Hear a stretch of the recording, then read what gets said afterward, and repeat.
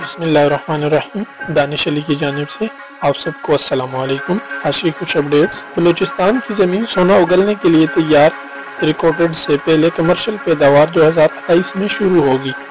منصوبے کی feasibility studies کی تجدید کا کام شروع کر دیا گیا ہے۔ کوئٹہ ریکارڈڈ منصوبے کے معاہدے پر دستخط ہونے کے بعد بیرک گولڈ کارپوریشن نے ریکارڈڈ منصوبے کی 2010 اور 2011 کی فیزیبلٹی اسٹڈیز کی تجدید کا کام شروع کر دیا۔ ریکارڈڈ سے پہلے کمرشل پیداوار 2028 میں شروع ہوگی۔ تفصیلات کے مطابق بیرک گولڈ کارپوریشن نے سپریم کورٹ سے رائے لینے اور مطلوبہ قانون سازی مکمل ہونے کے بعد منصوبے کی فیزیبلٹی اسٹڈی کی تجدید پر کام شروع کر دیا ہے۔ بیرک گولڈ کارپوریشن کے chief executive mark feasibility studies 2024 تک مکمل ہوں گی، جس کے بعد منصوبے سے پہلی پیداوار 2028 میں شروع ہو۔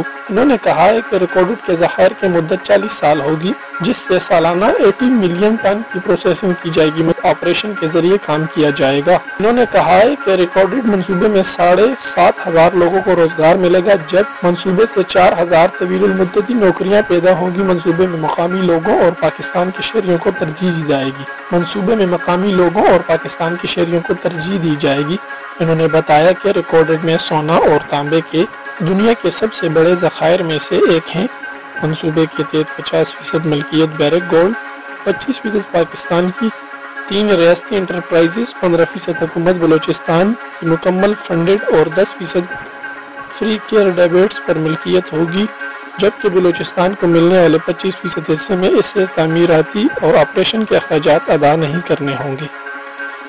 مارک برسٹو نے کہا ہے کہ ریکارڈڈ پاکستان کی معیشت میں اہم کردار ادا کرے گا، جبکہ اس منصوبے سے بلوچستان میں روزگار، معیشت کی بہتری، ترقی کے مواقع بھی میسر آئیں گے۔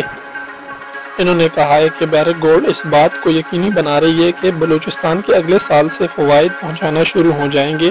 بیرک گولڈ صحت، تعلیم، ووکیشنل ٹریننگ، فوڈ سیکیورٹی، پینے کے پانی میں $70 ملین کی رقم خرچ کرے گی، جبکہ منصوبے کی کمرشل پیداوار شروع ہونے پر بلوچستان کو سالانہ $50 ملین تک رائلٹی ملے گی۔